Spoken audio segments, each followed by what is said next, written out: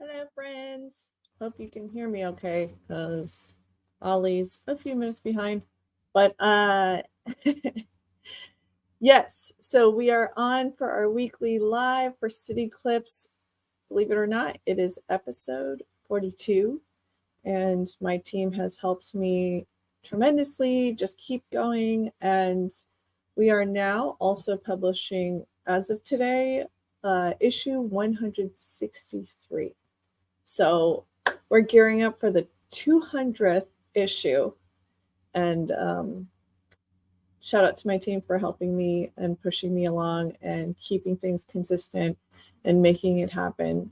Yeah, it's been an awesome journey for our first year, and just been learning a lot, researching content, producing content, and everything that's related to Tallahassee business and tech, and also events. So capturing things as fast as we can, sharing it as fast as we can, and meeting new people along the way, people that have lived here in Tallahassee or have worked on projects in Tallahassee, but they live elsewhere. It's been a great first year run. And so Ollie and I are gearing up for a pre-seed fundraise and angel investing, I guess you could say fundraise, and it's going to be my first time trying to do some type of fundraising for anything. So it'll be a great learning experience. I look forward to seeing how that's going to pan out by the fall, because my goal for this coming quarter, and Ollie made it. Here you go. Hello, friend. Buenos dias, señora. Hey, that's pretty good quality. See, what? You see, but I don't like this. Okay, let me just explain to the audience one thing. So, I've used StreamYard from a browser before. I've used it on my phone as recent as like 2-3 weeks ago, and now all of a sudden it says Safari is not supported. Download the app. So I said, okay, Safari is not supported. Let me try Chrome, right? It makes sense. I go on Chrome, I paste the link, and it says, no, this is not supported. Copy it and paste it in Safari. You see? But okay, I understand. You want us to download the app, to use your app to increase its downloads? Just say so. Just say it. You don't have to go through the loops and the hoops. I have something completely random to say in the beginning of this episode. Okay. Can I say it? Sure. You should never say sorry to anyone. Did I say sorry? No, not you. Like, it's just the generic you, not you, Julie. Okay. You should never say sorry to anyone in life, forever, for the rest of your life. Really? That's you and your audience. Ask me why. Yeah, why? Because people who love you don't need your apology. They don't. They understand your motives. They understand what you go through. They don't need an apology. And people who hate you will take advantage of your apology. So either way, there is no point of saying sorry. That's it. I'm out. Drop mic. Mic drop.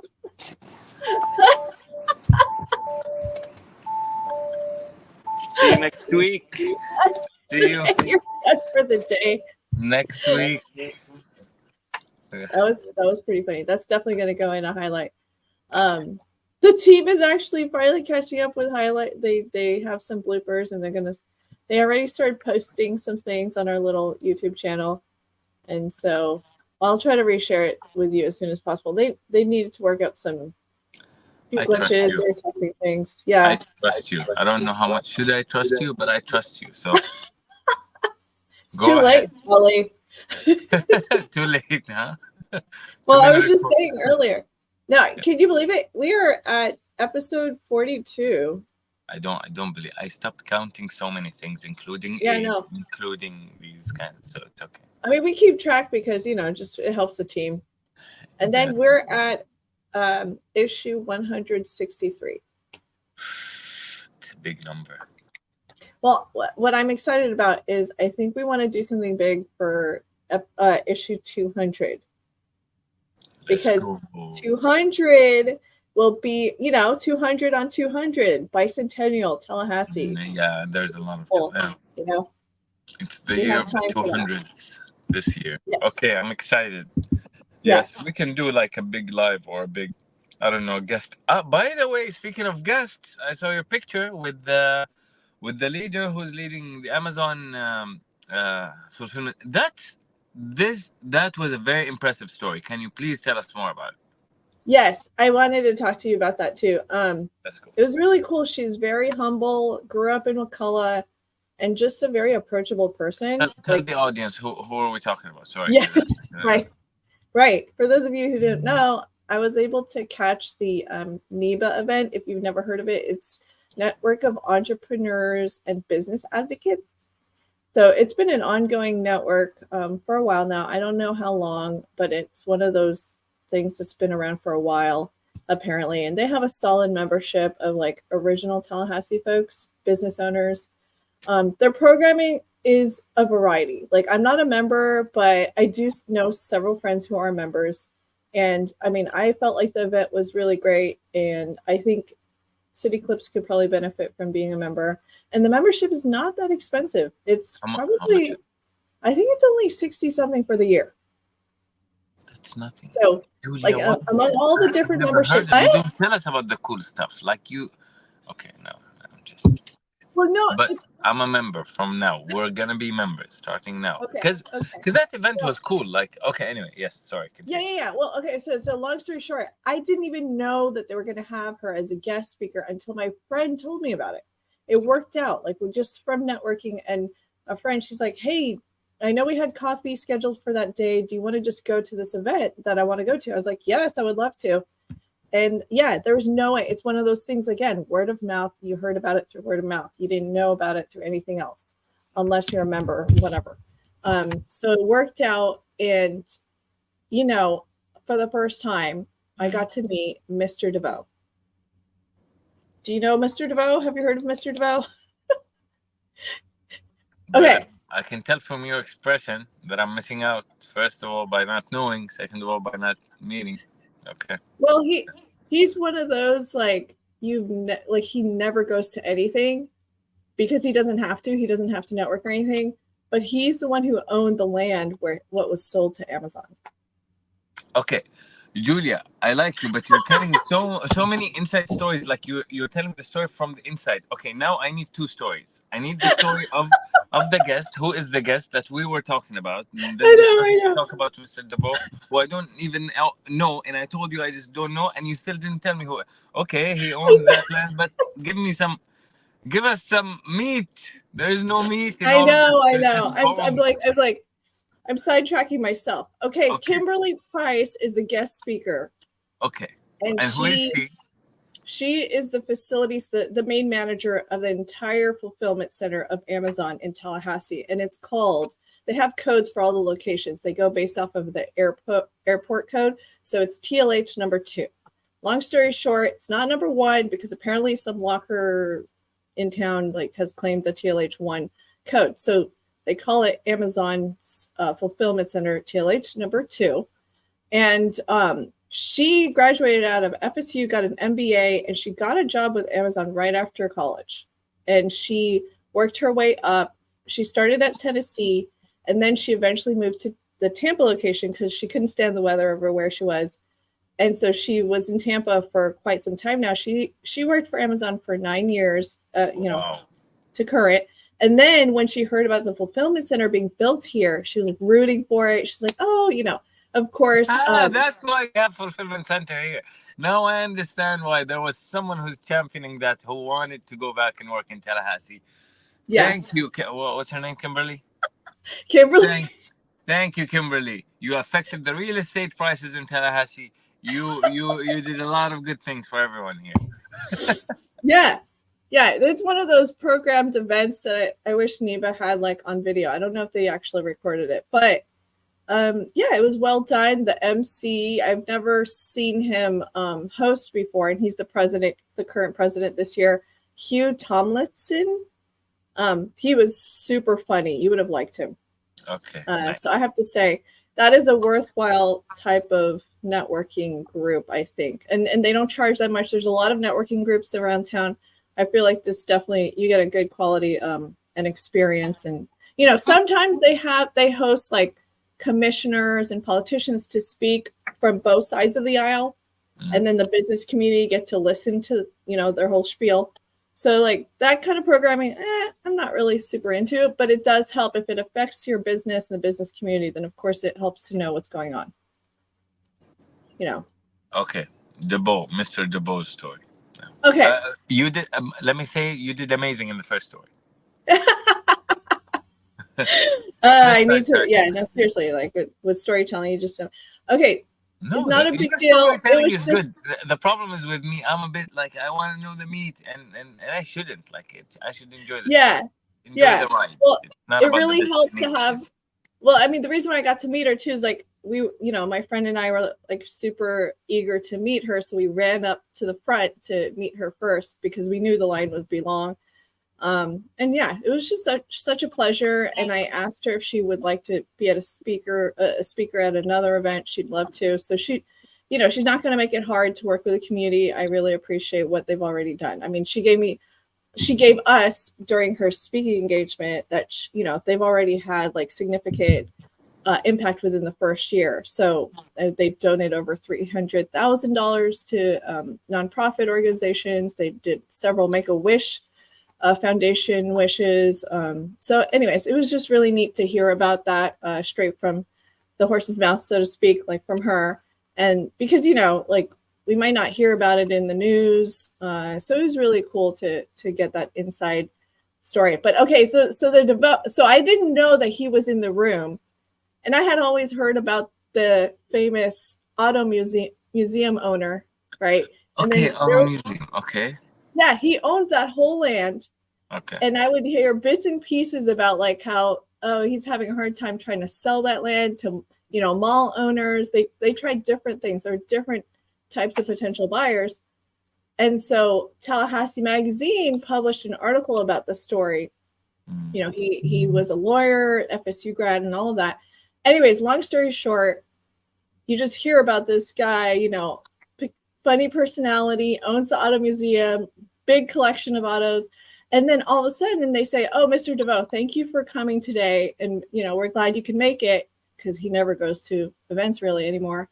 And then he happened to be walking in my path. I was talking to some other people because I didn't know how he looked. Like, then all of a sudden people said, oh, hi, Mr. DeVoe. People were saying hello to him. I was like, oh, it's him. And I was with a associate, I guess you could say. I was with another friend who, his friend had the same exact FSU shirt print as him. So they both looked at each other and pointed at each other like, hey, I like your shirt. I would have loved to talk to him, but he was already like on his way out. So he just shook my hand. He's like, hi, Mr. DeVoe. I just introduced myself, and that's it. Like, I wasn't trying to like do anything further, but he was very polite, and then he just walked away. That's an absolutely nice event. I really like this. I really believe in the value of networking, and I just love. Aren't you happy we're back after COVID? We're back to real-time events. For some time, this wasn't a thing. For like a good 2 years, there was almost no events, and even if there was events, no one wanted to go to them. Everyone was scared. I'm just so happy we're back to normal. Yeah. No, I'm so glad. I mean, I'm so glad we have a community that makes it easy, to meet.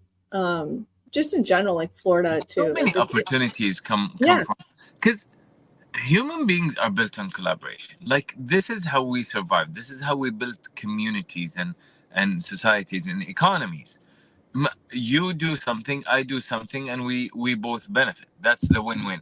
And this materializes in many times just by meeting new people and getting to know what they do and explaining what you do. And then sometimes brilliant ideas happen. Some absolutely amazing businesses have happened because of first time you've met in a coffee shop or something. I remember at least one of the businesses I've exited happened in the whole idea was in a coffee shop. I was sitting with a couple of friends in a coffee shop, talking about how difficult it is to transport stuff in Saudi, especially cold stuff. Like, it was just a friend of mine saying, "By the way, my wife is working on a chocolate business, and you know what is the most difficult thing that we have is that we cannot transport chocolate easily.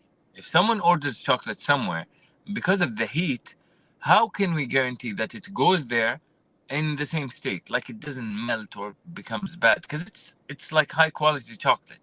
And then we started to talk about, okay, the types of delivery. So there's normal delivery, and there's refrigerated, and there's frozen delivery. And the problem was in the middle one. So basically, the refrigerated delivery, it wasn't that much. And it's used for chocolate. It's used every day almost by restaurants because they need fresh veggies all the time, right? So they cannot get too many, and they don't want frozen. So there is a big need for these trucks that are midway. They're cold, but not very cold as freezers. And this was the beginning of, all of a sudden, okay, let's go. How can we test this? We bought a small van, we put an AC on top of it. All of a sudden, we have the first car. We have 0 clients. We kept looking for clients for 3 months. All of a sudden, there was a client, and it was a continuous client. It was a restaurant. So we kept getting their veggies to them daily. Then they said, okay, we need you for. Uh-oh. We closed this down. Yeah. It doesn't look good. It just audio cut for a few seconds, but keep going. Someone called me. Anyway, so you're interested in the story? Okay, you have to pay $10 to hear the rest of the story. I'll do like these media things where actually they make you read the first 4 lines and then they tell you no. Okay, anyway, so it wasn't a good business. So we really had a meeting where we said, we should close this down. This is wasting our time. There's not enough clients asking for this. It's okay. It was a good experience, and that's it. And then we said, no, let's give it 2 more weeks, and let's just try to find one more client. And eventually, like, we found one other client. But the big break was when COVID hit. All of a sudden, there's all of these supermarkets that actually need to deliver things, and they mostly need refrigerated. And all of a sudden, we had a request for 100 vans, and they were going to pay us in advance for it. So it will cover for us to either rent, lease it, or so basically we leased a big number of cars. We fitted them with the ACs, and they started driving all over. It was one chain, and we made them make the deal. They wanted the deal to be for 1 year, and we said, no, that's a big upfront thing. We're gonna do it either for 3 years or no deal, and they agreed to it. And all of a sudden, we moved from a zero business to all of a sudden a business that's in millions, and we eventually sold it. That's awesome. The point of the story: go to coffee shops and meet people and talk about business problems. I love that story. That's the second mic drop. I'm really leaving. I'm really leaving this time. I'm leaving the car and I'm leaving you. What? You're not done yet. Oh my goodness. Okay, come back. Why are we not done? Okay. Yeah, we're gonna finish soon. I mean, you're in Atlanta. Why are you there? But we do have our topic. Don't forget.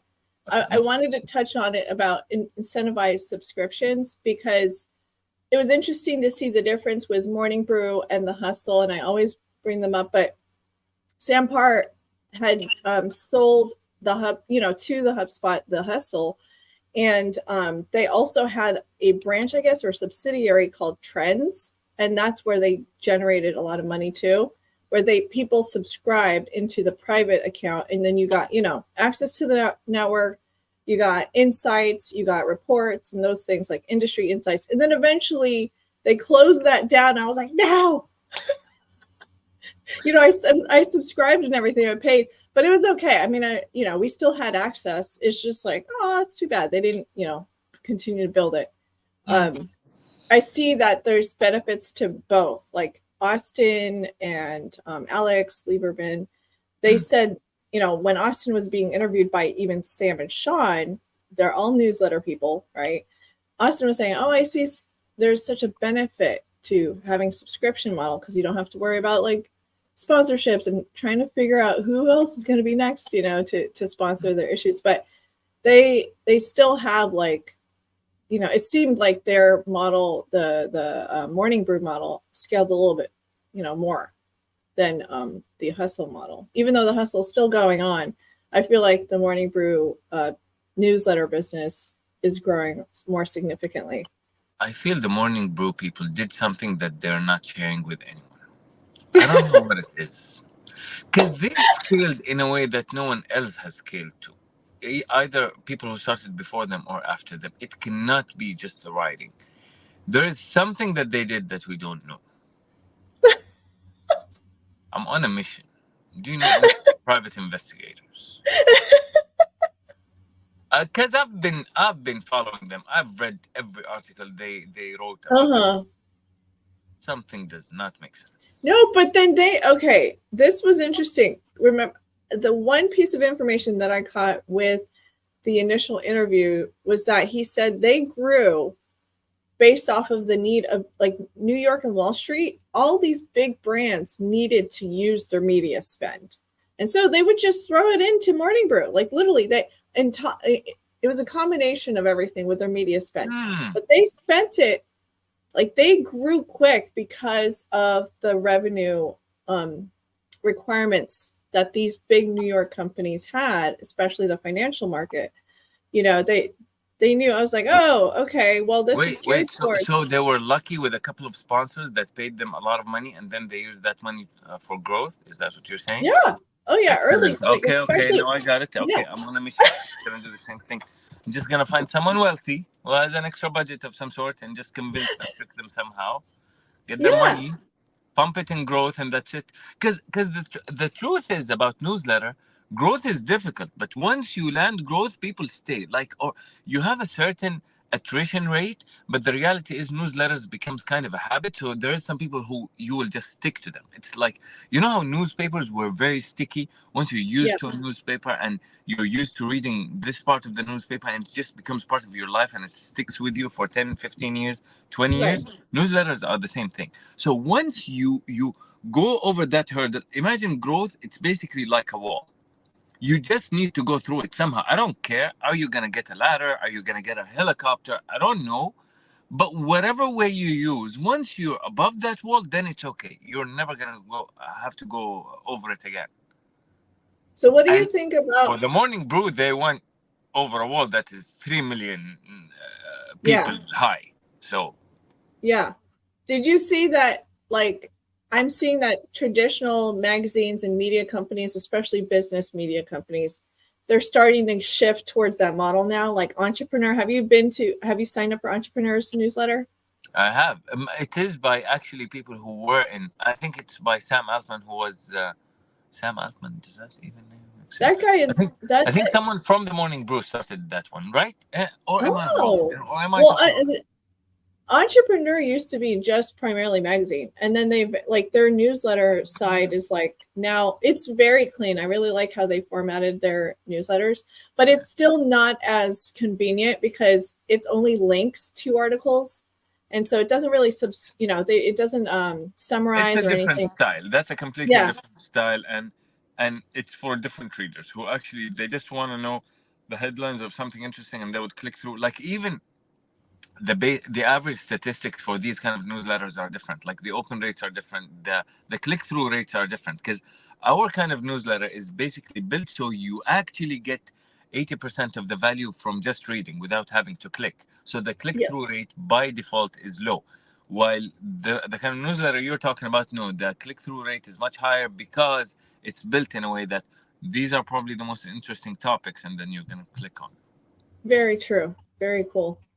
I mean, we're getting close to the top of the hour, and I'm sorry. Like, I know you're in the middle of travels all the way in fun Atlanta.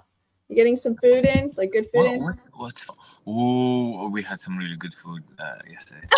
Why are the restaurants much better here? What is happening? What's the It's deal? a big city. It It's is just a big that's city. just like really It's good. It's a very pretty busy diverse city. community. Yeah. They got Uh, Asian food, like H marts any everywhere. recommendations? I still have 1 or 2 meals to go before I go back. So please let me know if there's. Give me just the top two. Top two Okay, well, recommendations. what do you like? Like, what are you craving? Anything, but just tell me if I were to go to Atlanta and it's the last meal, my last meal in Atlanta, because potentially it is if I'm going back in August. So It's so big, man. what's a restaurant that I should not miss Do you, over here? do you like Vietnamese? I'm willing to try it. I cannot, like, what is it? Is it pho? Is it It's pho. Yeah. okay? Yeah. Okay. There's a really good one, very fast, very convenient if you like pho. But if it's hot over there, I mean, It is. I'll message you like the link Yeah. to where we usually go. But they Yeah. huge portions, very good price, just great ratings all over. Are you nearby Buford Highway? I have no idea. Okay, I'll tell you what. I think I'm in Buckhead, somewhere around Buckhead. Oh, So Buckhead's really nice too. Have you ever tried Shake Shack burgers yet? yeah, are you kidding me? We have Shake Shack in Saudi. That's not the thing that I'm looking for. I didn't know they're there too. Yeah, they've been in Saudi for like 10 years, like even before I leave. Oh, impressive. Yeah, I didn't know. No, Shake Shack is one of the brands that actually probably went internationally faster than others. Like on the other Yeah. hand, Chick-fil-A, everyone wants them to go everywhere, but I don't know, they're reluctant to do it. But Shake Shack, on the other hand, they actually just immediately went Yeah, I international. didn't know. I Just mean, different styles. does Saudi even have In-N-Out? No, In-N-Out is one of the other branches that actually Yeah. doesn't expand as much. Yeah. Like I wish if there was In-N-Out in Tallahassee. I know. But What would win? we have Whataburger. Like, it's What pretty would good. win? In-N-Out versus Whataburger. Boom, boom, boom, boom, boom. It's Okay, I know. California versus Texas. That's what it is. In-N-Out. In-N-Out, baby. In-N-Out. Okay. This is going to be our last episode. It was very nice to meet all of you, audience. Since this is an absolute smash. Okay. It's the top of the hour. You're silly comical comedian, man.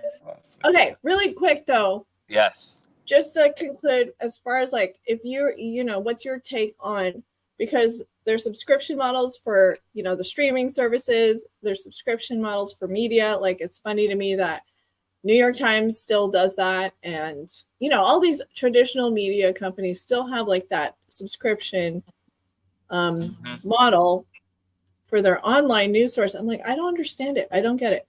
But I could see why like that generates revenue too.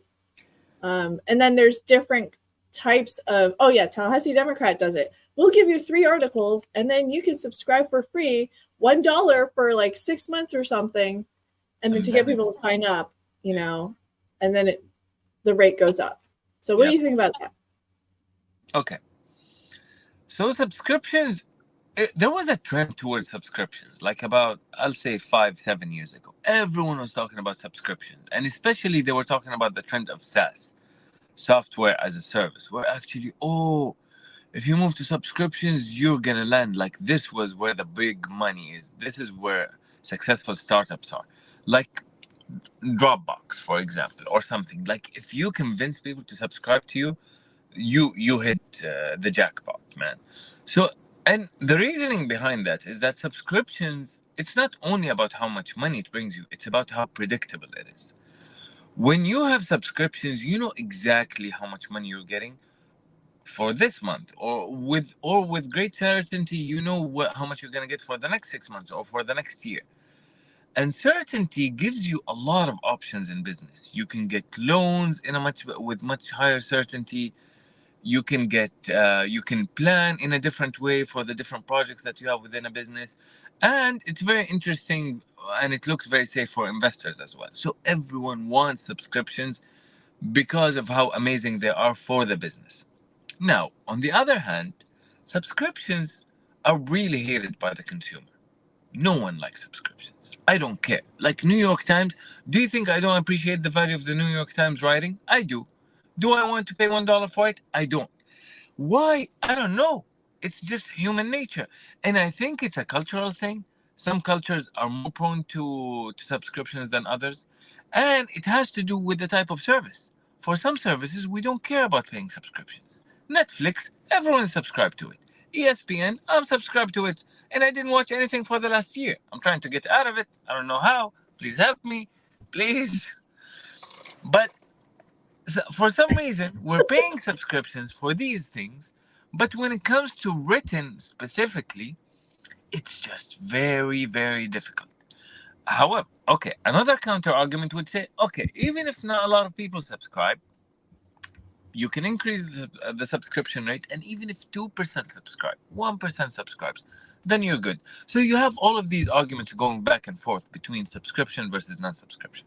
However, I will say the more mass you want your product to be, the more you want people to know your brand, it should be something like the Morning Brew or the Hustle newsletter, where actually it will go to everyone for free, because people will subscribe for free. When you say for free, people are willing to take it. Like, it's just human nature. Uh, so, but if you have something that is a really good niche, like, I don't know, like financial advisory, where people want to know stocks, okay, this is where it really makes sense to say you have a subscription, but then push your subscription higher, because still people will have that element of, I don't want to pay. Okay. Now, at the end of the day, subscription rate is just a matter of percentage of the overall audience that you have. So it will make sense for someone like the New York Times, because they have already had a big base of audience. So they were able to say, even if 1% subscribes, even if 0.5% subscribes, we're still gonna have like a lot of money that is consistent and predictable, cash flow, etc. Like I said before. So again, it's a big topic. There isn't a clear yes or no, but there's so many things to know about, like the pros and cons of each model. And according to what you're thinking of doing, you can choose accordingly which one is better. Cool. Did I bore you to that? Yeah, that's really helpful. I mean, I could see it being super easy. I mean, have investors asked you about doing that with Jareed? Like, have you ever run into that question? Every now and then, like, I get that kind of question probably every 2 months. So how do you respond? Would think about it. The same thing. Like, if we are ever gonna do it, we're gonna do it in that specific niche. We're gonna do it for financial advisor. We're gonna get someone who's CFA certified. We're gonna get a lawyer who will say, these are not recommendations. We have no legal responsibility for doing it. But then we will launch that newsletter that is specifically about financial advice. Like, I'm talking about stocks advice. Like, what is that one called? I don't know what is. Cool. Monthly Fool. I don't know. I can't remember the name. Anyway. Yeah, Motley Fool. Yes, I think. Isn't that a rude name? It's a question for the audience. It's, I guess, more towards the millennials or stuff. I don't know. Anyway, it's like these books that you know the self-learning books, Excel for Dummies and GMAT for Dummies. I never liked that name. Like, I'm never buying a book that says this. Okay, I want to learn Excel. I'm not learning it from that stupid book. Yeah. I will it's obviously geared towards people who think they are, Yeah. But anyway, maybe it's attractive as a brand. So anyway. Okay, we went way over time. 10:07. And I see you typing up because probably you were late for something. So No. I mean, okay. Well, I was gonna show that. Are you trying to jump off right now? No, do you have a hard stop? No. Do you have? No. I'm actually because I'm traveling. I canceled a couple of stuff, except for the live. I'm never canceling the live. I'm gonna pull up the wheel of names here. It's gonna let me here. Where are you? What's the prize now today? This one's our general drawing. I mean, we still haven't given away quite a few. I've been giving people the option. Here it is. Nice. I think it'll let me. I hate it when those ads pop up, but hey, let's see if it'll let me. Okay, I guess that's okay. All right, let's roll.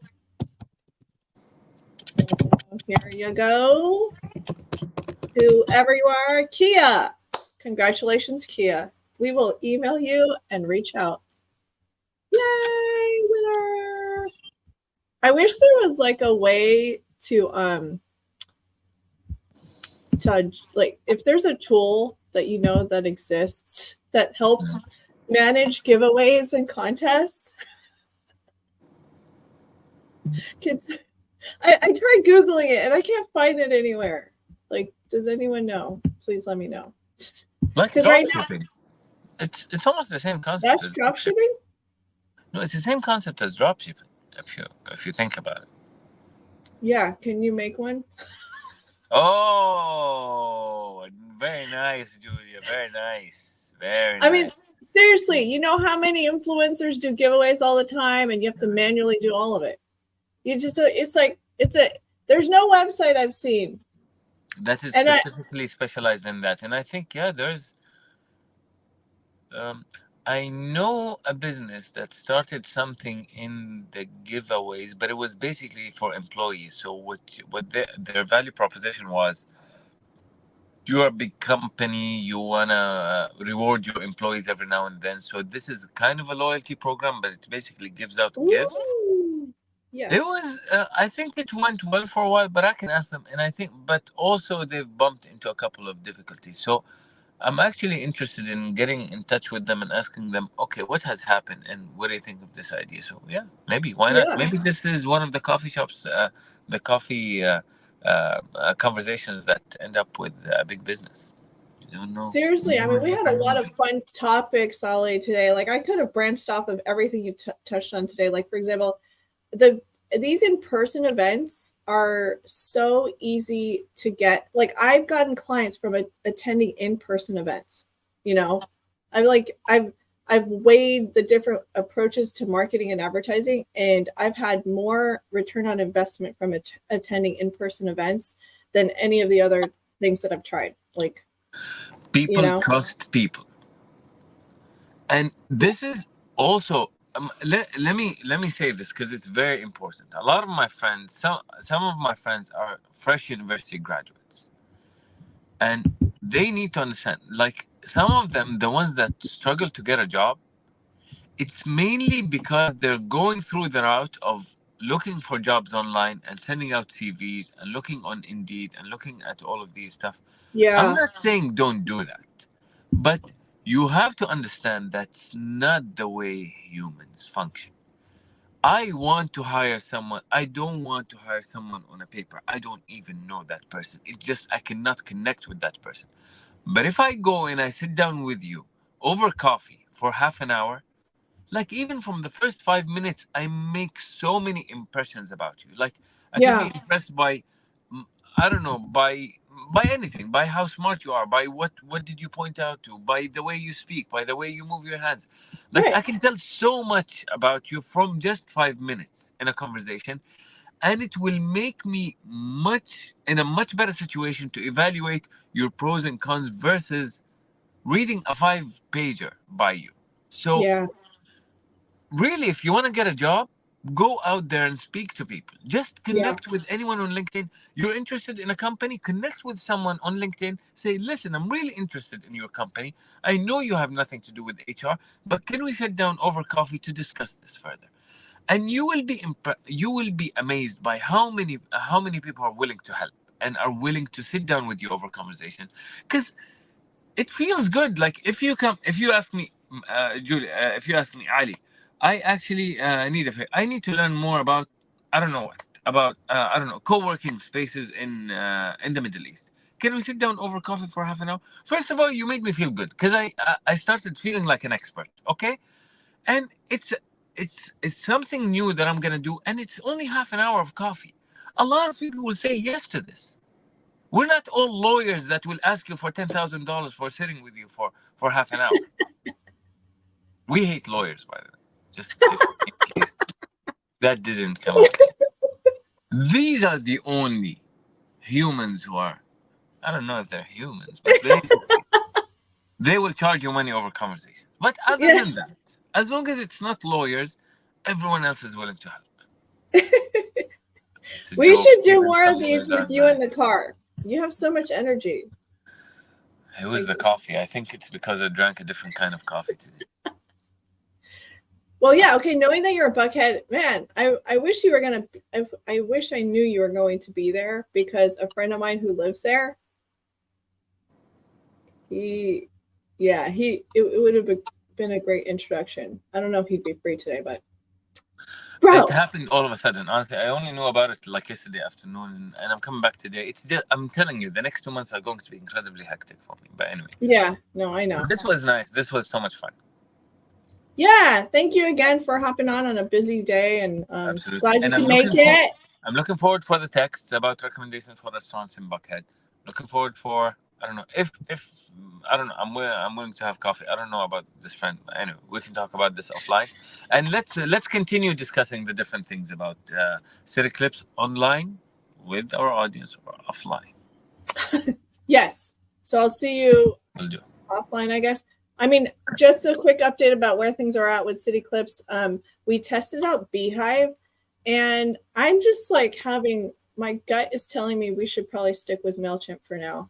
Like, we tested it out. Okay. No, whatever you think is the right thing to do, we'll go ahead with it. Yeah, because my one of my team members said the Beehive, even though it performs well, it has not been user friendly for her. She said it was very easy to learn MailChimp, and then we're going to have to retrain the rest of the team how to use. She said there's a learning curve with Beehive. I was like, what? That's not good. I barely had to teach them how to do anything with MailChimp. Like, it was so easy.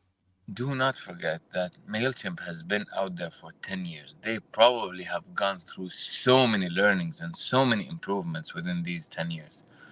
Beehive, on the other hand, like, they're scaling, they're growing, they're getting funding, but definitely they are, and they're very successful, and I believe in their value proposition. But still, you cannot build something really good for users in a year. I don't know. It seems difficult, especially with CMSs, content management systems. It's just, I don't know. It's just tricky to get what users are okay with and what they're not okay with. Yeah. We've tried it. We've tried to build our own, and it's just tricky. It's not that easy. Yeah, I'm telling you, we're going through our third trial of doing this. It's just very tricky. Oh man, I don't even want to go that route. No. Do not. No. Do not use the tools that are out there. Yes, thank you. Awesome, Ali. Thank you so much. You have a safe trip. Absolutely. Thank you, Julia. This was so much fun. Bye, y'all. Bye.